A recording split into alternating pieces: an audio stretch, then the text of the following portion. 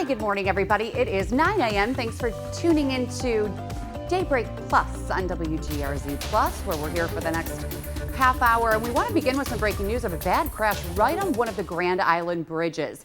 This is causing major backups right now onto the island. This is a live look at the 190 South. That's the bridge going from Grand Island into Tonawanda. There's a crash right on the bridge, as you see right there. It started all about 20 minutes ago. And so there are major lane closures there. And then take a look at the backups now going onto Grand Island. We'll switch to this camera here. This is Route 5. This is another, this just opened up, but this is Ridge Road. Okay, now here is the 190 South with all of the traffic trying to merge over to get, again, on from Grand Island onto Tonawanda. And so we'll take a look back at that later on in the show and see if it has opened up at all. But if you are trying to get from Niagara Falls or Grand Island into Buffalo and Tonawanda, you are going to give yourself extra time. You're going to need that extra time today. And then you just saw that at Route 5 at Ridge Road, there was a left lane closed because of a disabled vehicle there, kind of going near the Skyway, and now that has since reopened, so you are good to go. On Route 5, Patrick, there may have been snow that led to that, but we'll talk about weather in just a bit. But first, we do want to go out to Amherst, where volunteers are gathering right now to start searching for a missing woman from Amherst once again. This is a picture of her, 29-year-old Leah Bolito. She hasn't been seen since Saturday when she was out in the Ransom Oaks neighborhood. There were search efforts going on yesterday, and now they are restarting again right now, where folks have gathered at the tops at Transit Road and North French. And that's where we find Natalie Foss. She's been out there all morning long. Natalie, what's going on right now? Well, Melissa, volunteers and police members and even firefighters have started gathering here about half an hour ago, getting their bearings, deciding where the groups are going to go. There are a couple dogs here as well. At least 2 have been here since I've shown up. And then I would say maybe about 15 just community volunteers. We've got about 15 firefighters as well as a couple police officers as well. Some new information that we just learned is that the Amherst Police Department is actually going to be bringing their SWAT team out to assist in this as well. So it's really a hands-on effort to try and find Leah Bolito. And I'm here with Paul. Paul, you came out today. Tell me why you decided to come out. Just to do my part for the community. I was raised in Amherst and went to school in Amherst, Sweet Home, and just doing my part. It's cold out here. It's definitely not great conditions. At least it's not snowing, but even out in the cold, why have you decided to just selflessly kind of give up your time trying to help find this woman? Because it's the right thing to do. We're hopeful that we can, find some clue that, leads us to her and that she's brought home safely. How long are you planning to be out here today? As long as I can take it. A few hours, at least. Paul, thank you so much, and good luck with the rest of your search here today. I know that this has got to be hard and something that, you're out here for your community, so thank you. Absolutely. We really appreciate it. Thank you. Now, Melissa, in the past few hours as well, we have learned based on the Nardin school website that Leah Bolito was actually a Nardin graduate, and then she went on to play basketball at Mercyhurst University. So again, an active member of this community and someone who, people, strangers, out of the kindness of their hearts have decided that they want to come out and try and find her and bring her home safely. Yeah, and Natalie, we did learn from officials yesterday that they found a glove in the woods there near the Ransom Oaks community and near that tops where you're gathered, and also some bare footprints, and they're trying to determine whether the glove and the footprints might be related to her. But obviously the weather is playing a huge role in this, that no one really can be out since Saturday in this cold weather. So, it's unclear of where she is and whether she's still out in the elements or hopefully indoors somewhere. But again, anyone with information on her whereabouts, and if you live in that neighborhood, check your security camera footage if you have it, or Ring doorbell footage. But look for that. She was missing on Saturday and police have yet to find her. And obviously the search is intensifying with Natalie giving us that new information that the SWAT team will be coming out today to help in that search for her. But yeah, these frigid cold temperatures. It's been just cold, makes it yeah. hard for the search crews and No kidding. obviously for anyone out there in the elements, Yeah. Patrick. And yeah, the weather conditions are going to stay cold, unfortunately, and get kind of dicey as we move into tomorrow. So, so here's what we've got: chilly and quiet weather today, but there is a system coming that's going to bring us kind of a plethora of snow, sleet, and rain. All of it. It's just system after system. And there's another one this weekend. All right, That's got our attention as well. So we're going to see snow later tomorrow. Mixing to rain, it looks like Wednesday evening or Wednesday night into Thursday morning, and then mixing back to some snow showers Thursday afternoon as temperatures tumble. All right, we've got a lot of cloud cover out there now, but it'll stay dry today. This cloud cover is associated with this little wave of low pressure here that's bringing snow to the mid-Atlantic, or will be, from Philly to D.C., maybe up to New York City, but it's going to miss us. But the system behind it will get us, it looks like, tomorrow. Okay, there goes system number one, and here comes the development of system number two that will be here tomorrow late afternoon with some snow showers.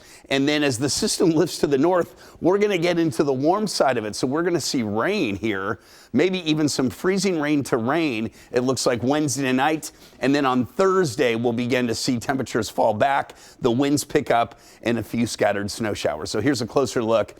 Today, temperatures barely getting to 30 under cloudy skies. Overnight tonight, a few snow showers possible off Lake Ontario. Then tomorrow, a cold start, temperatures in the teens. And then as we head, watch this, in the afternoon, we'll begin to see some snow showers develop into the evening. But then it does begin to change over to some ice, freezing rain, okay? And then plain old rain, it looks like, as we head towards Thursday morning. And then that pushes out, temperatures tumble, and we'll begin to see some snow showers Thursday afternoon. This is not going to be a big snowmaker for us. An inch or two, maybe 2 to 3 up towards the falls, but the bigger snows will be up towards Hamilton and Toronto. So for today, mostly cloudy skies, 30 degrees, and then for tonight, down to 18, mostly cloudy with some snow showers. Long range forecast. There's the sloppy mess Wednesday into Thursday. Colder on Friday, but dry. Snow for the weekend. This is the next system. This one has the potential of bringing heavier snow, possibly. It's only Tuesday, so it's just we see the heads up. Saturday and Sunday for the South Towns and the Southern Tier, you're going to see some snow, even some snow showers possible on Friday. And then, Melissa, look at next week. I know, it's going to get cold again. The kind of cold that we had in January, where we have highs in the teens and lows in the single digits, and the kids are home. Exactly. The timing couldn't be worse, because you want the kids to go out and play in the snow, go build a snowman, they go play can. with your friends. They can. In 17 Yes, degrees, just dress. you and I accordingly. would be okay doing that, but the kids nowadays, I don't know. The video game option inside might be better. No, if you dress accordingly and prepared, get them outside. Is this one day of 13-degree highs? No, it looks like it's going to be a cold couple of days. So if you're lucky enough to get out of town for February break or winter break, then good for you. This may be the week to do it. No kidding. Yeah. It's got to get better. It will. But yeah, this February is trending colder and snowier. Honestly, in January, we saw a weather pattern flip, which never, for February, which never really materialized. It's staying You were cold. thinking it was flipping to It was, and it did warmer. briefly. It warmer, but then now we're kind of going back into the icebox. Right. Yeah. Okay. There you go. It's not your fault. You just have to bear the bad news. Yeah. Okay. Patrick, thanks. And let's talk about the Super Bowl, because now the ratings have come in this morning. You know, a lot of people were talking about boycotting it because who wants to see the Chiefs play again? And, you know, the Eagles are the Eagles. Well, even though it was a blowout, it doesn't mean people turned off their TVs. And it turns out people didn't boycott it at all, because the new numbers showed that this was the most watched Super Bowl of all time. According to Fox Sports, the big game averaged 126 million viewers. And then viewership hit its highest mark at 135.7 million. That was in the second quarter. Wait, what's the population of the United States? I think it's Like 300 million? So we're saying that almost half Right. of the United States watched. Yeah. Not nuts? Well, half the TVs, right? Yeah. But 137 million people, that's almost half of 3 million or 300 million. Yeah. But how do they know, how many people are at a Super Bowl party?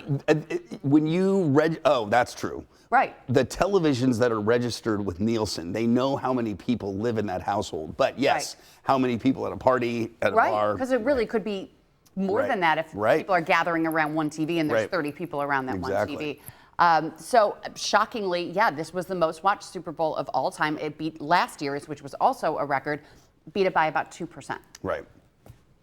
So that's crazy. There you go. But I'm also wondering, you could have the TV on and have the Super Bowl on, but just be scrolling on your phone and not actually watching the TV either. Well, they assume if it's on, somebody's watching. Right. But it's the biggest show on television, and it has been now for a couple years. Right. And the game might not have been that interesting, but there were a lot of entertaining moments. And you and I both loved all of the pregame music. It was really, really great. And obviously, a lot of people wanted to tune in to see Kendrick Lamar in the halftime show.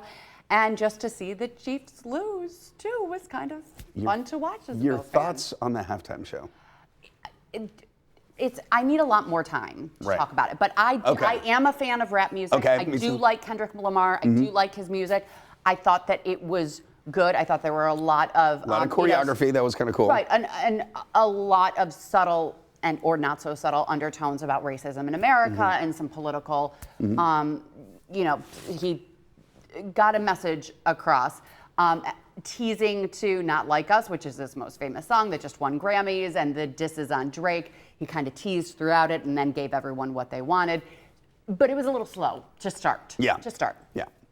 So there was a rap performance a couple Super Bowls ago. It was the West Coast, rap scene. And I thought that was phenomenal. That was during COVID, and that was like the 90s. Yeah, and it was during like the 90s rap, and they brought out Snoop and Dr. Dre and Ice Cube, all of it. It was so but that was a little bit more hip hop. That was more hip hop. Right. So you're getting a lot of people saying, "I didn't like it. It was awful. It was terrible." But if you don't like rap, you're probably not going to like it. Right. So I'm seeing a lot on social media. Just if it wasn't your cup of tea, you can just say, it wasn't my cup of tea. But don't diss it for being a terrible halftime show if you never liked rap music to begin with. Right.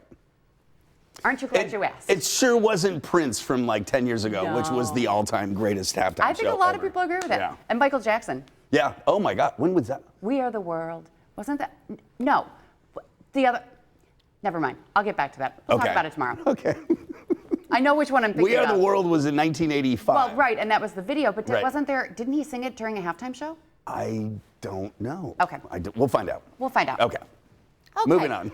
More Super Bowl talk. I mean, where does the MVP of the game go? Of course he goes to Disney World. So here you got Jalen Hurts, Super Bowl MVP at the happiest place on earth yesterday.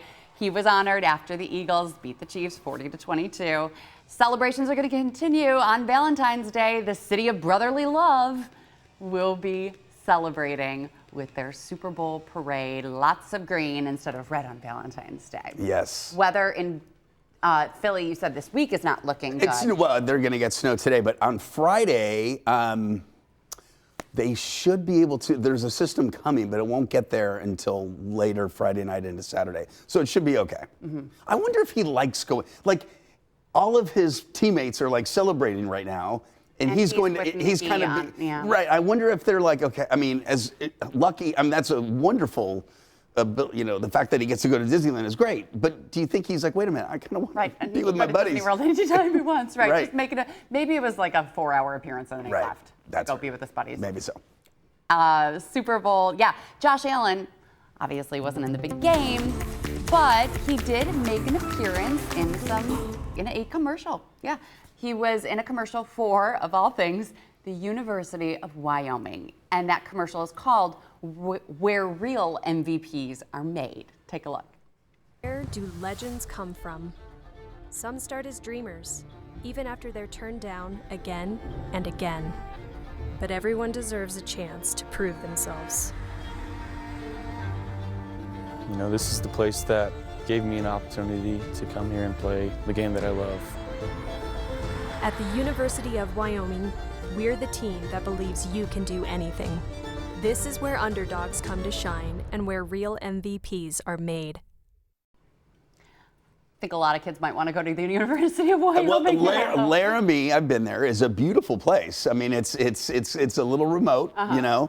I mean, it's in the woods, but it's beautiful place. And just what a story that he didn't get any scholarship offers, and then played in junior college, and then finally got that offer from Wyoming. And so you see a lot of people wearing Wyoming Josh Allen jerseys around here, and I think, you know, as a mom, having Elliot be able to look up to somebody like Josh Allen, who really is, you know, a reputable athlete, an MVP, and also to show, you know, you might suffer some adversity. You might not be the best at everything, but stick with it. Don't give up. Look what Josh Allen did. Now he's the NFL MVP, and, you know, he persevered. He fought. He stayed in there. He believed in himself and got others to believe in him too. I mean, what better lesson could you try to teach your kids? Oh, I know. I remember, and I stand by this, when he was drafted in 2018,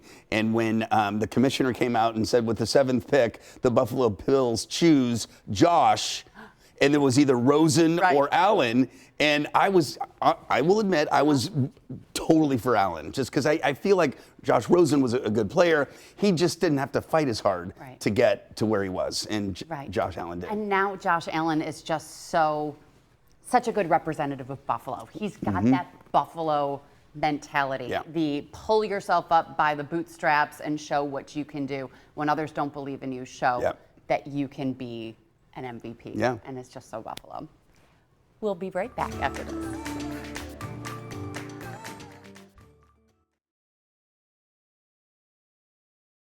Two on your side, we have 2 words that say it all. Thank you. Thank you for watching, for streaming with us, and for trusting us to bring you the news, weather, and stories that matter to Western New York. We're proud to be on your side. Future look and kind of walk you through the forecast over the next 48 hours, because there will be some changeable weather. Not so much today. Today looks fine. Just cloudy, cold, temperatures starting off in the low 20s, on our way to the, I would say, upper 20s, close to 30 today, and dry. Overnight tonight, a few snow showers or flurries are possible, lows in the teens, and then for tomorrow, we're going to see temperatures climb into the 20s with snow developing mid to late afternoon. It doesn't look terribly heavy at this point, not too much of an impact on the commute, but again, there could be some snow. Then it mixes over to some freezing rain and rain tomorrow night, probably after 8 or 9 o'clock, and then that's what we wake up to on Thursday. Rain showers in the morning, temperatures close to 40, and then we tumble from there down into the low 30s by the afternoon, and any rain will turn over to some snow showers. But by then, a lot of the moisture is gone. Mostly cloudy today, 30, breezy, but by the way, it's going to get windy, especially Wednesday night and into Thursday. Tonight, mostly cloudy with some snow showers, 18, long-range forecast. There's the rain and snow mix, we'll call it, for Thursday. The rain in the morning, some snow showers in the afternoon. Cold on Friday with temperatures in the 20s. 30s for the weekend, but there will be some snow, especially Saturday and Sunday. Could be especially Sunday, actually. Saturday could have some light snow, possible heavier snow on Sunday, and then getting cold next week with temperatures in the teens. Kind of a sloppy mess. This is sleet and rain for the southern tier on Wednesday night. A rain and snow mix on Thursday, and then there is the snow for the weekend potentially, followed by very cold weather next week as winter break is upon us. There's been a couple years, Melissa, where we've had colder spring breaks than winter breaks. Right. Lately, our winter breaks have actually kind of averaged out kind of mild lately. This will be a totally different deal. You're totally right, though. Last year, February break was warmer than... I think it was 2 years ago. Spring break at Easter, Spring break was colder than winter break. This will not be the case this year. It better not be, because that means we will be in the teens in April. Exactly. Oh, gosh. Okay. So instead of talking about winter and spring, let's talk about summer and the end of summer festival that everybody loves. It's the Buffalo Wing Festival. and it's going back to Salem Field this year for Labor Day weekend. But get this, we just found out about this about an hour ago. The Wingfest is getting national recognition once again. It's been nominated for Best Specialty Food Festival by USA Today. They ranked 10 of them. Now, last year, Wingfest was also in the top 10 for this by USA Today, but it came in 4th place. So they need your votes in order to come in first. You can help by visiting buffalowing.com. You can vote once a day. Voting ends March 3rd at noon, and then the winners will be announced March 12th. So we'll keep reminding you to go online and vote. Other nominees, I looked them all up, all 10 of them, so Buffalo's one of them. Picklesburg. Picklesburg Okay. is in Pittsburgh. Okay. Then you've got, this reminds me of Bubba Gump Shrimp. Right. National Shrimp Festival in Gulf Shores, Alabama. Wait, we got Cajun shrimp and flour shrimp and sweet shrimp. And you remember that scene? Of course, Oh I my remember gosh. that scene. Sorry, carry on. Epic. It's one of the best scenes of the movie. Okay, Cheese Curd Festival, where else than Wisconsin? Sebring Soda Festival in Florida, Rhode Island Seafood Festival, Rhode Island, Delta Hot Tamale Festival in Greenville, Mississippi. And then there's the Kennett Square Mushroom Festival, another one in Pennsylvania, I believe. Cooking edible mushrooms. Yes, yes, not the kind that makes a long weekend longer. Okay, Astoria, we're moving on. Astoria Warrenton Crab Seafood and Wine Festival. Add wine in there and that'll be great. That's in Oregon. And then National Apple Harvest Festival, another one in Pennsylvania. So right now, Wingfest is currently in 8th place. So they really need your votes, but we're just finding out about it an hour ago. So we'll talk to Drew Surza. Yeah, this later is today. oh my gosh, come on. We got to leapfrog the mushrooms and the Yeah. seafood may be tough. Astoria, I've been there. It's a beautiful spot. That's a pretty well-known festival. So you and I have the most wonderful job of judging Wingfest. We go around together. 10 years now? It seems like forever. Yeah. And so our job is to go to every single booth there, 24 of them, I think. And you bring the kids and I bring Elliot and we go up and we say, give us your favorite wing. And then they tell us all about it. Some of them put on kind of like a show and describe what it is. And they are not just hot, medium, or mild. They're fancy, fancy flavors. they are, yeah, ultra Last fancy. year, do you remember who won? Where they're from? Was it Mexico? Iceland. Oh, the ice, right. It was just winging it from Iceland with their honey badger wing, but they also won Best in Show the year before with their lemon pepper Cajun honey. But last year was the maple bacon crunch came in 2nd and Carolina Gold came in 3rd. A lot of these places are not from Western New York. There are local ones. Anchor Bar went for Best Dry Rub. Steelbound, that's a local one. But they're from 24 different states last year. Festival favorite? The last 3 years, maybe more in a row. Guess where it's from? Where? Laramie, Wyoming. No, oh, that's right. Double dub. I remember that. And Josh kind of rallied them to come, I believe. I think he was kind of behind, Yeah. So they've been the festival favorite for Right. multiple years. So I'm looking at the website right now to see who all the winners are. But it's so much fun. It's always my birthday weekend. And what better way to celebrate my birthday than to go and eat a gazillion wings and then get rolled out of there? And this year it's at Salem Field It's versus. at Salem Field, right. which as long as there are some tents for, it's very hot. It gets there. very still. Yes. The when it was out at Highmark, you had the breeze, it kind of cooled you off. But Right, this and one, it was also cool going out on the field. Yeah. But this one, it's cool being on the field also at Salem Field, and then you can sit down, and there's so much seating that you can go back and Right. forth. So so it's going back to its original home at Salem Field, and so that is happening Labor Day weekend. And finally, let's take one more look at the Grand Island Bridge. This is the 190, where they're still trying to get rid of the accident, and there is a big backup on the island, so give yourself time there. Thanks for tuning into our stream, everybody. Have a great day.